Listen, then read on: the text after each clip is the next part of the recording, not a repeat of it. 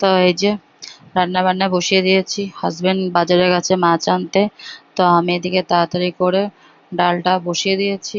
আর আমার ছেলেকে বললাম ডালটা নিয়ে আয়। আর ও ডালটা কোটো ঢেলে দিচ্ছিল, আর এদিকে আমি একটু চা বসিয়ে দিয়েছিলাম।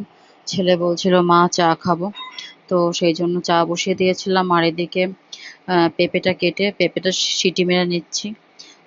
মাছ দিয়ে রান্না করব, নাহলে পেঁপেটা ভালো না করলে আমার আবার ভালো লাগে না। আর এদিকে একটু জিরা রাঁধুনি শুকনো করে ভেজে গুঁড়ো করে নিয়েছিলাম, যেহেতু ডালে আর মাছে দেবো, নাহলে তো ভালো লাগবে না।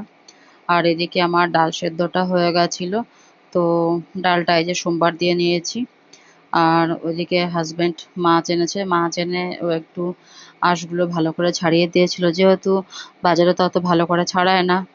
তো ওই জন্য ও ছাড়িয়ে দিচ্ছিল। আর এগুলো কুকুরের মাছ, কুকুরকে দেবো মাছ সিটি মেরে প্রেশার কুকারে। আজকে আর মুরগির পা দেওয়া দেবো না, মাছ দিয়ে দেবো সিটি মেরে। তো কুকুরের জন্য ওই মাছগুলো নিয়ে এসেছিলাম। আর এদিকে হাজবেন্ড মাছটা ভেজে দিচ্ছিল, যেহেতু শরীরটা ভালো নেই, তো হাজবেন্ড হাতে হাতে হেল্প করে দেয়।